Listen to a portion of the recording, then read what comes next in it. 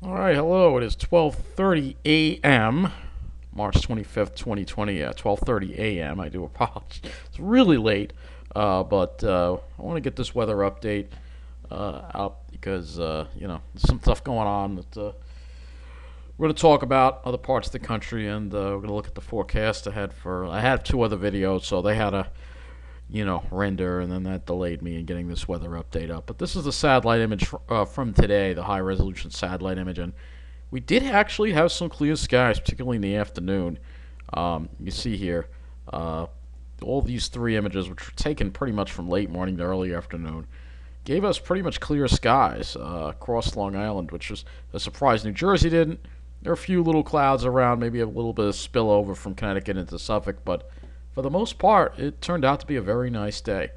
But that is over. We have the clouds coming in, as you see here from this system to the south. Now, the worst of this might pass to the south, but you can see these bright white cloud tops, and that's what we have to talk about is the severe weather going on as a result of this storm.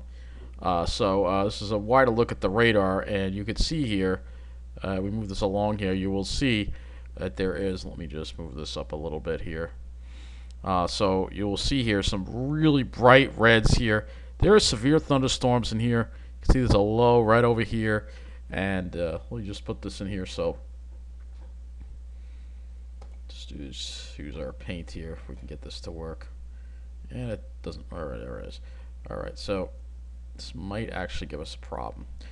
So we have a low right here. Yeah, it's not working too well. We have a low right here and a front right here that's touching off all these severe storms. And there has been tornadoes as a result of these severe storms. If we were to look at the National Weather Service pages from the area, you'll see there have been tornadoes in Mississippi, and this is a picture of one of them right here. So we're seeing a lot of tornadoes as a result of this. We can go to NWS tornado. This is look at all these tornado warnings here for places in Alabama. A lot of severe weather going on as a result of this. Let me just hit the back button here so we can get some of the NWSs here. Huntsville, Alabama is one of the areas that is affected. So you can see, it just pretty much says the warning is expired when you go to it, I guess. But there have been tornadoes in this area. And here is another look. So severe threat is ending now, but there has been severe weather there earlier. Significant. I'm trying to find out if there's been any damage in this area. I don't see any reports of that. I could do tornado Alabama. Trying to see if there's been any damage reports. All right, tornado. Here's a video of it. This is in Trinity, Alabama. There's a tornado there. So do have possible damage reports are in the Mississippi, Alabama line. So it's over. It looks like it's over for now, but this did hit earlier. Severe weather in Alabama. Let's go to the weather and hazards here, and you see that the watches and the warnings are gone now. We do have, looks like a red flag warning in effect parts of New Mexico here into Colorado, and we got some winter weather advisories in this area, and maybe some flash flood watches and warnings. Let's go look at the observations here. So the severe weather threat's over, but there's still a lot of heavy rain in this area over here. Oh my God, what happened here? Oh, did you just see that? I don't know what happened there. But you can see there's some pretty warm, humid air that's coming in off the Gulf and a front that's colliding with it. So we're not going to see any of that, fortunately, but that's probably the trigger for the severe weather. You can see that's where the front is right there. And actually, we could overlay, I think. Let's see if this does this. Let's see if we can go into layers here. Does this give us... does not give us fronts, unfortunately. No. Thought it might, but it doesn't. But anyway, this is what's going on. So it's not going to be a concern for our area, but I figured I'd bring it up because, again, we're seeing severe weather, and it's only March, which is a little early, I think. But let's go look and see what's going on in our area now. So 44 degrees at Central Park, fair skies. 41 at Farmingdale with fair skies as well. And today was felt pretty cool. But we did hit 55, and you can see here according to Farmingdale we had some clouds, but then it cleared out, and then we were clear. Whoa, okay. Farmingdale was down. There's an issue with the Farmingdale website, Farmingdale observation site. It was down, so we'll have to use iSlip, which is mostly cloudy and 40. They hit 53. So you will see here they reported a few clouds, partly cloudy, but you could see some clear skies. And then some more clouds rolled in and saying mostly cloudy. However, I was out at those times. I didn't see mostly cloudy skies. Probably just cirrus. There was a lot of cirrus around as we were going toward the evening. Let's look at West Hampton, 37, fair skies. You notice the air is pretty dry today. Dew point's pretty low. Fair skies, clear right through late morning. Clear skies being reported at West Hampton. And we'll look at the observation site at Brookhaven Airport. So 40, what do they have? They had also had, were mostly cloudy at 11, but by noon they were clear. And we had a pretty brisk north wind throughout the day, so it felt pretty good today. Pretty decent day. Well, let's look at the models and see what's coming our way. Obviously, this is the next storm system here that you see on the map. And we're going to look at the GFS on the CONUS view first. So it's the 0Z GFS, and you will see that the 0Z GFS keeps most of the rain away from us, but has a pretty intense coastal low just to our south and has this thing really winding up very rapidly offshore. This is tomorrow night around 8 o'clock. You can see it's pretty wrapped up, and that does move away. We have a dry day on Thursday, and then we have another chance of rain Friday, and the chances of rain, it's going to be unsettled probably Friday, Saturday, Sunday, and then hopefully by Monday we get out of it and we wrap up the month on a dry note before the next system comes and hits us on April Fool's Day. Oh, look at that. Maybe a little snow there being indicated. Of course, this is now over a week away. It would be funny if we had an April Fool's snowstorm. And then we're going into the first weekend of April there on the GFS. So let's go ahead and take a closer look at what our... this is the storm again right here. You can see that thing really gets wrapped up, but it takes it south. It keeps us dry all day tomorrow with no rain. So we went from having another soaker to maybe not having any rain at all. So that's the GFS, obviously. So that doesn't give us anything. And then the next chance would be Friday, Saturday, and then Sunday, but not raining all the time. Let's go look at the NAM, because that NAM has a higher resolution. We'll go to the 12-kilometer NAM and see what this storm looks like on that. Here's the storm again. Look at the rain. You can see it's staying just to the south of us. We may not see any rain tomorrow. It may stay dry. Believe it or not, it may stay dry. But this storm will deepen. 997 low. That's kind of low. So this thing gets pretty deep, but again, it's over that warm water over here, and then that moves away, and then we're dry. And then Friday, there's a slight chance of showers, but it's really, really slight, as you will see. And if we were to look at the total accumulated precip through midnight Saturday, well, let's see what this gives us. Barely anything. So Long Island barely gets anything, but New Jersey, parts of New Jersey, especially the southern tip, could approach an inch. That's from tomorrow's rain, because the rain would be more likely over more likely. I don't know why I keep doing it. I do apologize.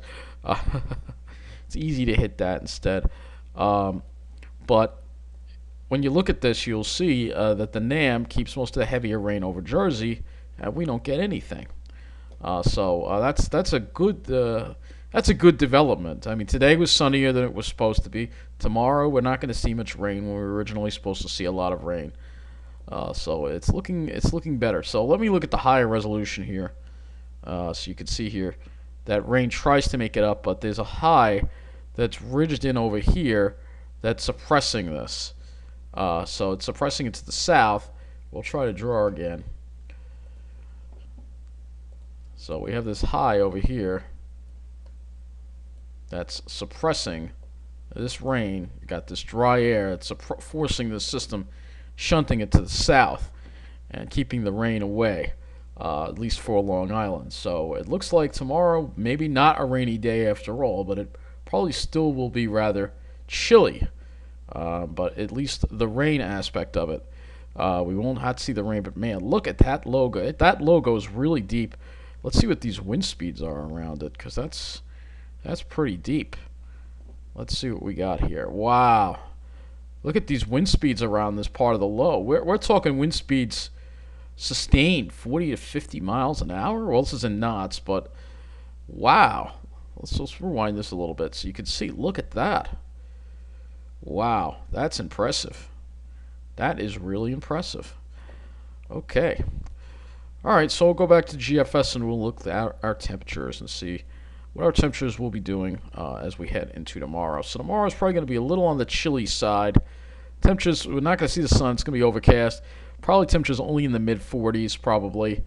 And then as we go into Thursday, we will see those temperatures recover into the mid-50s, which is about average for this time of the year. You can see that warmth off to the west. We get into that a little bit more on Friday. But it looks like, again, that the GFS is setting up some type of frontal situation where Long Island may be a front that's hung up right over here, a warm front. So I'll draw that again. Change this over to red. It looks like there's a warm front that's just hung up right over. Oh, nope, that's not what I wanted to do. Nope, that's not what I wanted to do. Let's close that, please. Okay, I got rid of it. It's just me being forgetful. But this is the warm front right here. So this would be a warm front that's just kind of stuck over us. I'm not going to draw the whole front, but you get the idea that there would be a warm front right over here in the vicinity on Friday. And this is around noon. GFS does not bring this front in. So we'll have to see what happens because that might mean Friday might be, I've seen some forecasts saying, oh, it'll hit 60 on Long Island on Friday. But according to the GFS, the models might be underestimating the cold air, and it actually might be colder than that. And then as we go into Saturday, we're kind of dealing with that chance of showers, and the temperatures are held down. You can see that warm air off to the south. It tries to make a run to our area on Sunday with Jersey, the southern part of Jersey, possibly seeing 70s. And then as we get into Monday, we're kind of mild, up near 60 degrees.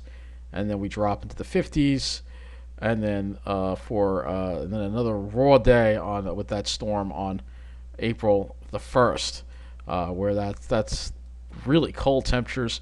Of course, this is a week away, so it is a week away, and that would actually bring this storm would actually bring maybe a little bit of snow, not too far away from our area, perhaps.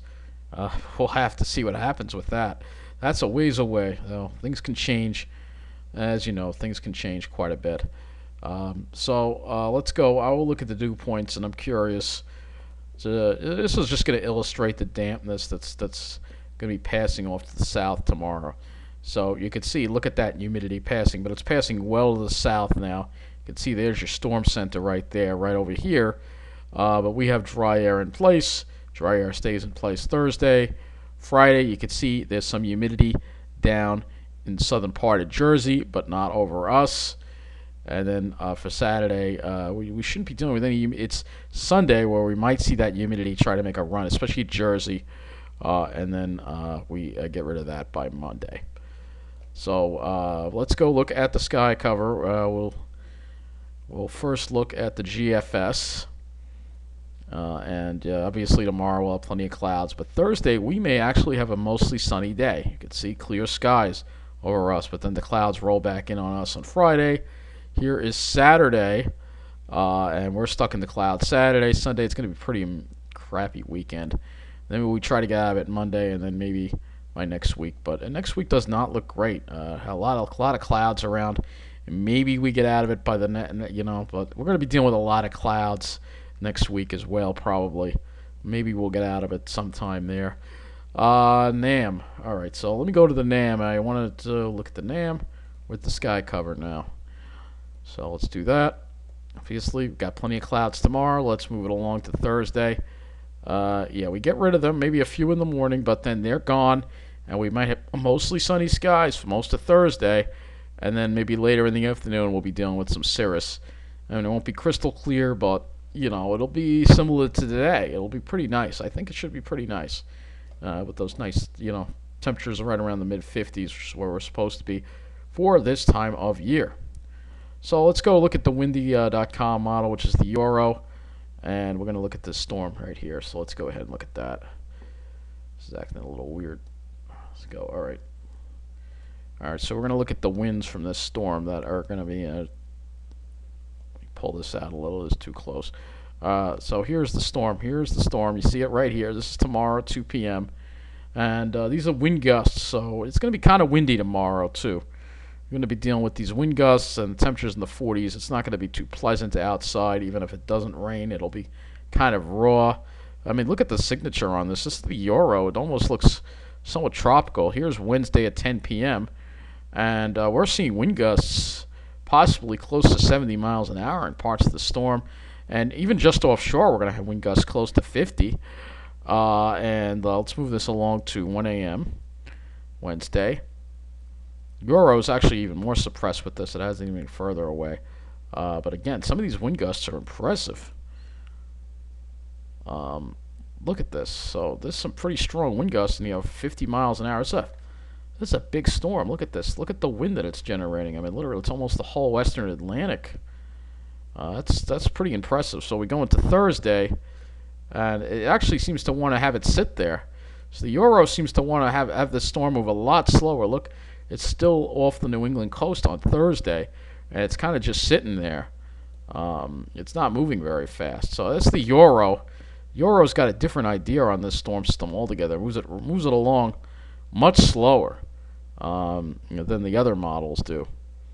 So let's see how that works as far as the clouds go. So here are the clouds for your 7 a.m. All right, we're clearing up. Let's see. 9 a.m. Okay, we are clear. Long Island is fairly clear for Thursday, so even the Euro does keep it clear. But the storm will be offshore. But what it is because it's going to stay. It's going to keep us in the dry air for the clouds from the next system get in. So I think that's some good news and all of that. I do want to look at one of the model on here, and that's the ICON model. And then we're going to get close to wrapping this up. So again, there's your storm right there. Moving again. It's a little slower on the movement. ICON usually reflects the Euro. And then we have that chance of showers Friday. Obviously, I'm not going to go any beyond that. The last thing that I want to do, just going to go to earthnullschool.net and just look at the sea surface temperatures as to what is fueling this storm, because I have an idea of what's fueling this storm. So let's go take a look at those sea surface temperature anomalies. Oh yeah, of course. Look at this warm, very warm water. So those bright colors you see there are very warm water temperatures. Let's see, this is 5.7 degrees Celsius above normal, or 10.3 degrees Fahrenheit above normal. So we have water offshore that's 10 degrees above normal. Even in the near shore, we have water temperatures that's 4 or 5 degrees above normal. So that's what's giving these storms the energy. You have more warmth in the oceans because of what we're dealing with climate change. So if we go and we look at the actual water temperatures in this tongue, you'll see, 70s. That's really ridiculous. And even not that far offshore, we have water temperatures in the mid-50s, which is not supposed to hit that until May. So, but closer in, we have water temperatures a little closer to average, 44, 45. It's still a little above average. So, yeah, this is why I'm a little concerned about the hurricane season, as you can see. But anyway, that's going to wrap up this weather update. Take care and have a good night.